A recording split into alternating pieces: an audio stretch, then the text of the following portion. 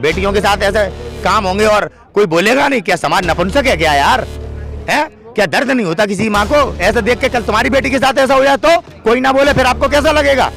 आप भगवा पहन के बेटी के बलात्कारियों को बचा रहे हैं? आप भगवा पहन के बम फोड़ती हैं। साध्वी प्रज्ञा सिंह ठाकुर महादेव के सबसे बड़े पुजारी बाबा गोरखनाथ की पीठ में बैठा हुआ है। इससे बड़ा इस देश के ब्राह्मणों और सन्यासियों के लिए इससे बड़ा दंड क्या होगा? आदित्यनाथ योगी को चुनाव भी हराएंगे और गोरखनाथ बाबा के उस मंदिर को आजाद कराएंगे। कोई दुनिया की ताकत रोक नहीं सकती है।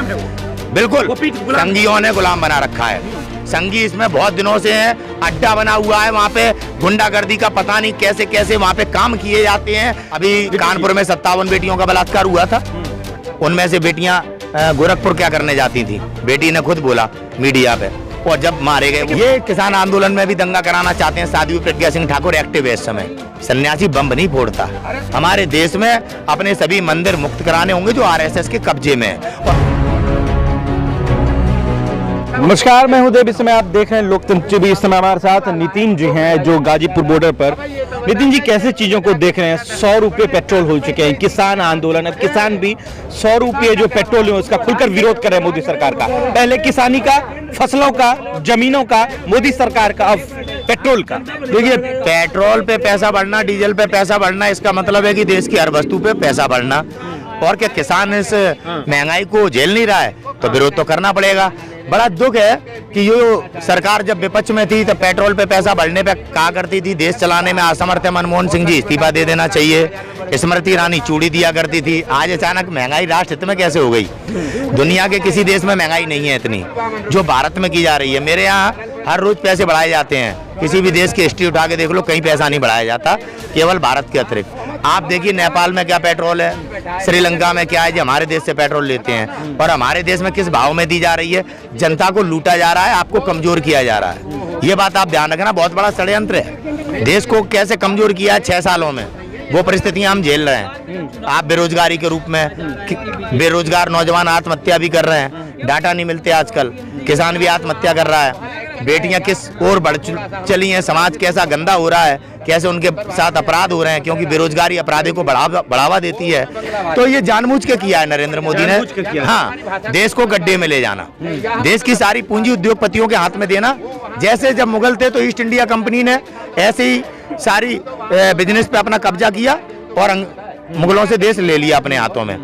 ऐसे ही हमारे देश में अब नरेंद्र मोदी जी भी, क्योंकि संघी हैं जो, ये ब्रिटिश सरकार के ही चेले हैं। ब्रिटिश सरकार ने जैसे जैसे नीतियों से देश अपने हाथ में लिया था वैसे ही ये हमारे कॉन्स्टिट्यूशन को, हमारे अधिकारों को समाप्त करते जा रहे हैं और देश को खोखला करते जा रहे हैं। अब महंगाई के माध्यम से आपकी जेब खाली कर रहे हैं। नोटबंदी में सब कुछ खाली कर ही लिया था और अब महंगाई के माध्यम से आज आप कुछ कमा नहीं रहे हैं। एक बात बताइए, कुछ भी कोई भी मामला देश में हो, किसान उसमें कूद पड़ता है। अब सारा बागडोर जो है किसानों के हाथों में है क्या? ऐसा है, किसान से संबंधित चीजें हैं, किसान को कूदना पड़ेगा ना। हमें तो लोग आतंकवादी कहते हैं, खालिस्तानी, हम तो किसान है ही नहीं। नहीं तो यूपी में जो बच्चों के साथ रेप हुए वो भी किसान से जुड़ा हुआ मामला। क्यों? बेटी किन की है? बेटी किन की है? हाँ बिल्कुल, बेटी किन की है? बेटी किन की है? किसी मंत्री की है क्या? या तो मजदूर की होगी या किसान की होगी। आप बताओ, किसी नेता की बेटी है क्या? है? बेटियों के साथ ऐसे काम होंगे और कोई बोलेगा नहीं? क्या समाज नपुंसक है क्या यार? है क्या दर्द नहीं होता किसी माँ को? ऐसा देख के कल तुम्हारी बेटी के साथ ऐसा हो जाए तो कोई ना बोले, फिर आपको कैसा लगेगा? ऐसे तो कोई किसी के बीच में बोलेगा नहीं। और ये गुंडे रोज एक बेटी को उठा ले जाएंगे। कौन गुंडे? ये भगवाधारी आदित्यनाथ योगी के लोग। तो आप भी पहने हैं। हम भगवा पहने हैं। हम भगवा पे वोट मांग रहे हैं क्या, या चंदा मांग रहा हूँ क्या? भगवा मैं भी तो पहने हूँ। भगवा पहन के राजनीति करने का काम नहीं है। भगवा पहन के राम ने सन्यासी बने थे। आप भगवा पहन के बेटी के बलात्कारियों को बचा रहे हैं। आप भगवा पहन के बम फोड़ती हैं। साध्वी प्रज्ञा सिंह ठाकुर, आप भगवा पहन के समझौता एक्सप्रेस में बम फोड़ती हैं। चिन्यामन बेटी का रेप करता है, उससे मालिश करवाता है। जब वो शिकायत करती है तो उसी को जेल में डाल दिया जाता है। भगवा एक वस्त्र है। इन अपराधियों ने, इन गुंडों ने पहन के अपने चरित्र को छुपाने के लिए भगवा का इस्तेमाल किया, मेरे धर्म का इस्तेमाल किया, राम का इस्तेमाल किया। मैं फिर पूछ रहा हूँ, कौन अपराधी? आदित्यनाथ योगी, साक्षी महाराज, साध्वी प्रज्ञा सिंह ठाकुर और आपकी वो कौन है भोपाल में जो आजकल रिटायरमेंट है, कौआ कह रही थी अभी 2-3 दिन पहले, उमा भारती। ये कौन है? ये राजनीति करने वाले भगवा क्यों पहने हैं? मेरा सीधा सवाल है। आदित्यनाथ योगी सन्यासी क्यों बैठा गोरखनाथ पीठ में? आप गोरख धाम में क्यों कब्जा करे बैठे हैं? वहाँ हमारे सन्यासियों को होना चाहिए। जो धर्म की बात करे, वहाँ राजनीति करने वाला, लव जिहाद पे लोगों को लड़ाने वाला, हिंदू मुसलमान करने वाला, बेटी के बलात्कारियों को बचाने वाला आदित्यनाथ योगी महादेव के सबसे बड़े पुजारी बाबा गोरखनाथ की पीठ में बैठा हुआ है। इससे बड़ा इस देश के ब्राह्मणों और सन्यासियों के लिए इससे बड़ा दंड क्या होगा? उन्हें अपने अस्तित्व में झांकना चाहिए शंकराचार्य को, तमाम सन्यासियों को, कि तुमने गुंडे बैठा दिए, पवित्र हमारे सन्यासियों की जगह पे राजनीति करने वाले दलाल बैठा दिए, जिसका परिणाम आज पूरा भारत भुगत रहा है। ये बात आप ध्यान रखना, इनसे खाली करानी चाहिए। हाँ, हम कराएंगे 2022 में चुनाव होगा, आदित्यनाथ योगी को चुनाव भी हराएंगे और गोरखनाथ बाबा के उस मंदिर को आजाद कराएंगे। कोई दुनिया की ताकत रोक नहीं सकती है। बिल्कुल, संघियों ने गुलाम बना रखा है। संघी इसमें बहुत दिनों से है, अड्डा बना हुआ है। वहाँ पे गुंडागर्दी का पता नहीं कैसे कैसे वहाँ पे काम किए जाते हैं। इनका पूरा कैसे काम, हर उल्टा काम होता है। जहाँ आदित्यनाथ, क्या बोलिए, खुल के बोलिए। अभी कानपुर में 57 बेटियों का बलात्कार हुआ था। उनमें से बेटियां गोरखपुर क्या करने जाती थी, बेटी ने खुद बोला मीडिया पे। और जब मारे गए वो पत्रकार, बड़ा आरोप नहीं, सच्चा आरोप लगाता हूं मैं तो, और सच कड़वा होता है और तथ्य के आधार पे बात करता हूं। बेटी ने बोला, दिखाया गया यूट्यूब पे कि बेटी बोल रही है कि गोरखपुर ले जाते थे, और उसके बाद विकास दुबे का कांड लाके उन बच्चियों के कांड को दुबका दिया गया। 30 बेटियां प्रेग्नेंट थी उस कानपुर शेल्टर हाउस में, 30। उससे पहले बिहार में हुआ था, नीतीश की सरकार में, मुजफ्फरपुर में, आपको ध्यान होगा। तो ये है इनका प्रमाण पत्र, इनके भगवाधारियों के सर्टिफिकेट। ये किसान आंदोलन में भी दंगा कराना चाहते हैं। साध्वी प्रज्ञा सिंह ठाकुर एक्टिव है इस समय, एक्टिव है, बिल्कुल एक्टिव है। हाँ, हमें डर नहीं है, हम आपको बता रहे हैं। डर होता हमें यहाँ नहीं होते, लेकिन देश को बता रहे हैं कि साध्वी प्रज्ञा सिंह ठाकुर एक्टिव है। जैसे पुलवामा हुआ था वैसे ही यहाँ पे घटना कराने के लिए पूरी तरीके से भाजपा ने षड्यंत्र पूरा कर रखा है। अब कब होता है वो तो अमित शाह पे डिपेंड करता है, लेकिन ये सच है जो कुछ बोल रहा हूँ। अमित शाह पे क्यों नहीं, अमित शाह पे क्यों डिपेंड होगा? अमित शाह पे इसलिए डिपेंड होगा कि अमित शाह तड़ीपार है। पहले वो चौथ लेता था बंदूक की दम पे, जब वो जेल गया था संजीव भट्ट ने डाल दिया था। आज वो देश का गृह मंत्री है, अब दिल्ली पुलिस को आगे करता है और गुंडागर्दी से मुकदमे लगा के चौथे लेता है। तभी तो उद्योग खत्म हो गए। कैसे आज सांसद विधायकों को जेल में डाल देता है, जो इसके खिलाफ बोलता है, जो सच बोलता है उसे जेल में डाल देता है। अपने साथ इनका जो प्रचार करते हैं, अर्नब गोस्वामी जहर फैला रहा है, समाज को बांटा, तबलीगी जमात के नाम पे दंगे कराने का प्रयास किया। सभी नेशनल टीवी नेटवर्क पे बैठे एंकरों ने, इनके खिलाफ क्या हमारे देश में कार्रवाई हुई? और एक दिशा रवि को जेल में डाल दिया जाता है, जो किसान आंदोलन का समर्थन कर रही थी। आप सच का समर्थन करेंगे, आप जेल में डाल दिए जाओगे। केवल दिशा वाली बात नहीं, दिशा डाली गई।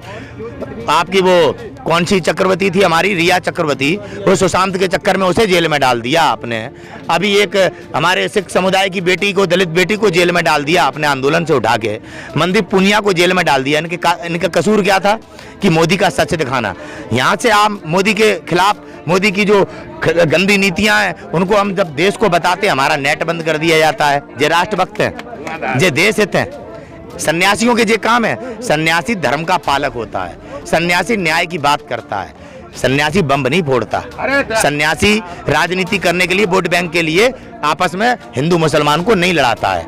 हमें हमारे देश में अपने सभी मंदिर मुक्त कराने होंगे जो आरएसएस के कब्जे में है, और बड़े पैमाने पे मंदिर लूटने का षड्यंत्र भी अब शुरू है। कहाँ मंदिर लूटा गया बताइए ना। अब देखिए, लूट रहे हैं लोग, ये आरएसएस के लोग। अभी आगे आने वाले समय में अब जो श्री राम के नाम पे क्या हो रहा है, चंदा मांगने का अधिकार कैसे है आरएसएस को? बताओ, चंदा किसे मांगना चाहिए राम मंदिर के लिए? एक आरएसएस को, आरएसएस संगठन, कल ऐसे करनी सेना मांग, मतलब जनता को ऐसे लूट लो, और जो ना दे वहां पे नो लिख दो कि इसने नहीं दिया, डर पैदा करो। डराने का काम चंदा के माध्यम से लूट भी, और दूसरी तरफ भय भी। जैसे बंगाल चुनाव में सीए लागू होगा, यानी कि हिंदुत्व को बढ़ावा, हिंदुत्व वाली बात, सीए में हिंदुत्व जगता है, और लागू होगा मतलब मुसलमान डरे, वोट दो नहीं तो तुम्हें नागरिकता नहीं देंगे। ऐसी दोहरी नीति का उपयोग करके डिवाइड एंड रूल ब्रिटिश सरकार की नीतियों को अपनाते हैं ये भारतीय जनता पार्टी और भगवाधारी गुंडे। समझ रहे हैं आप? सीए संविधान विरोधी कानून है, कोई भी इसको सही नहीं ठहरा सकता, लेकिन गुंडागर्दी बहुमत के आधार पर किया जा रहा है। जैसे इस कानून को, कृषि कानून बिल को बनाने का अधिकार नहीं है केंद्र सरकार पे, लेकिन गुंडागर्दी के साथ किया जा रहा है। देखो, ध्वनि मत से पास कराया गया, इतना बड़ा फैसला, 85% आबादी का फैसला ध्वनि मत से होगा, कोई इमरजेंसी थी क्या? आपको समझना पड़ेगा कि किस तरह से हमारा देश ऐसे लोगों के चंगुल में फंस चुका है जो आपकी आज़ादी उन्हें अच्छी नहीं लगती, आपकी बेटियों की आज़ादी उन्हें अच्छी नहीं लगती, आपकी स्वतंत्रता उन्हें अच्छी नहीं लगती। अब देश की जनता को तय करना है कि हिंदुत्व खतरे में या आप खतरे में हो, या आपका धर्म खतरे में है, या आपकी आज़ादी खतरे में, आपके बच्चों के भविष्य खतरे में है। तय जनता को करना है। अगर आप इस धर्म की पट्टी को नहीं उतारा तो आगे आने वाले दिनों में आप भूख प्यास और मजदूर बन के रह जाएंगे, भूख प्यास से तड़प तड़प। बताइए, लगातार देश के प्रधानमंत्री ये कह रहे हैं कि धर्म जो है खतरे में, हिंदू खतरे में, एक एजेंडा बन गया भाजपा का। ये नहीं लगता कि आपको सही या गलत, क्या लगता है? अरे यार, टोटल गुमराह करते हैं, बेवकूफ बनाते हैं यार। एक तो मुझे शर्म आती है, देश का प्रधानमंत्री ऐसी बात कहता है हिंदुत्व खतरे में। प्रधानमंत्री इस देश को संभाल पाने में बिल्कुल विफल है। लाल किले पे जाके कोई गुंडा यार मेरे ध्वज फहरा देता है, इससे बड़ी प्रधानमंत्री की नाकामी का प्रमाण क्या दूंगा, क्या दूंगा? अगर ये इज्जतदार प्रधानमंत्री होता, अगर ये देश हित की बात करने वाला, जो जैसे प्रवचन देता है टीवी पे आकर हमारे देश का प्रधानमंत्री, अगर ये इसका चरित्र इतना साफ सुथरा होता तो ये इस्तीफा दे चुका होता। प्रधानमंत्री की नाकामी है कि देश लाल किले पे कोई जाके तिरंगा फहरा ले, वो भी 26 जनवरी को। अगर ये तिरंगा अगर चाइना ने फहरा दिया होता तो हम चाइना के गुलाम बन गए होते। आपको ये समझना चाहिए, इतना बड़ा पॉइंट ऑफ व्यू है। नाकामी है पूरे आपके प्रशासन की, पूरे इस सरकार की नाकामी है, बहुत बड़ा फेलियर है। गृह मंत्री को भी इस्तीफा देना चाहिए, पीएम को भी इस्तीफा देना चाहिए, दिल्ली के कमिश्नर को भी इस्तीफा देना चाहिए। इनको यार जिम्मेदारी इनकी है, बोल देते हैं, बस हो गया। बोलने से नहीं, अगर ये जिम्मेदार लोग हैं, अगर जब जिम्मेदारी नहीं निभा रहे तो क्या आप देश डुबा दोगे? ऐसे लोगों को पद छोड़ देना चाहिए। कम से कम देश को तो बचाओ। मेरा एक स्वतंत्र नागरिक के तहत अपने भारत के प्रति जो कर्तव्य, वो कह रहा हूं कि इन्हें इस्तीफा देना चाहिए। नितिन जी, पंजाब में भाजपा 0 पे आउट, पश्चिम बंगाल में क्या होगा बताइए? बिल्कुल 0 पे आउट होगी साहब पश्चिम बंगाल में, क्योंकि इस समय बात देश को बचाने की चल रही है और बंगाल को बचाने की लड़ाई है वहां पे। तो अगर पश्चिम बंगाल में बीजेपी घुस गई, पश्चिम बंगाल ऐसा प्रदेश है जहाँ पश्चिम बंगाल में बीजेपी घुसेगी या नहीं घुसेगी बात की बात, लेकिन जो भाजपा वाले कह रहे हैं कि बांग्लादेश ही घुस गई वहां पे, अरे ये टोटल गुमराह करते हैं। पश्चिम बंगाल में किसी भी नागरिक को कोई परेशानी नहीं है। मोदी जी झूठ, अरे बिल्कुल झूठ बोल रही है। कभी नड्डा अपने ऊपर अपने लोगों से हमला करा लेता है, जैसे उन कार सेवक जलवा दिए थे इन्होंने अपने उसे। हाँ, अभी कश्मीर में चुनाव था, अपने 3 कार्यकर्ता खुद ही मरवा लिए। अब दुश्मनों किसी को धर्म के नाम पर हाल मुसलमान को बना देते हैं। इनकी बारात है जो आरएसएस की, वो हाल कहने लगती है धर्म। अब आप देखिए, मुंबई में संत मारा जाते हैं 2, पालघर में कैसे ये देवकीनंदन ठाकुर जैसे ये दलाल हैं हमारे धर्म के, देश के हिंदुओं समझना। कौन? दलाल, देवकीनंदन ठाकुर दलाल, आदित्यनाथ योगी दलाल, साक्षी महाराज दलाल। आप क्या दल्ले, धर्म के दलाल।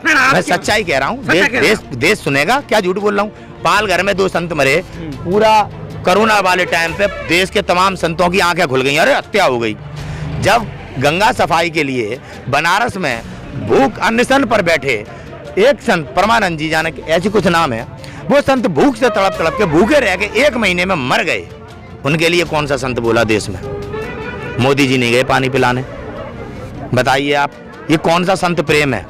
बहुत बड़े ऋषि थे गंगा सफाई के लिए, मोदी सरकार में ही 2019 से पहले भूख से प्रताड़ित होके उनके प्राण चले गए। आप चाहें तो यूट्यूब पे चेक कर लेना, ठीक है? कौन सा ये प्रेम है? वहाँ पे सरकार नहीं है बीजेपी की, उद्धव ठाकरे वहाँ पे मुख्यमंत्री है, तो अपने ही 2 संतों को मार के आप बवाल कर रहे हैं हिंदुत्व का सरकार गिराने के लिए। और जब बनारस में एक संत इस मोदी की नाकामी के कारण जो तानाशाह उस संत के पास ना आया, उस संत के पैर ना छुए, एक भी देवकीनंदन ठाकुर और देश का सन्यासी उनके लिए तो नहीं बोला। क्या अंतर है आप बताइए? कैसे वो भूख से, पानी से त्रस्त होकर उनने अपना जीवन त्यागा, उनके लिए किसी के अंदर भावनाएं नहीं। और जहाँ संघियों ने 2 संत मार दिए पालघर में, इतना बड़ा हल्ला, संघियों ने मारा यार, पकड़े भी गए। शिवसेना ने क्या पकड़े नहीं? सारे संघी तो निकले वहां पे, सारे भाजपाई तो निकले वहां पे, जो सब कुछ करने वाले थे। शिवसेना ने तो खोला है, पूरा सबके सामने आया है। तो देश को समझना पड़ेगा, हिंदुत्व खतरे में नहीं है। हमारी और आपकी आजादी, हमारे और आपके बच्चों का भविष्य खतरे में, देश खतरे में है। गुलाम बनाया जा रहा है देश को।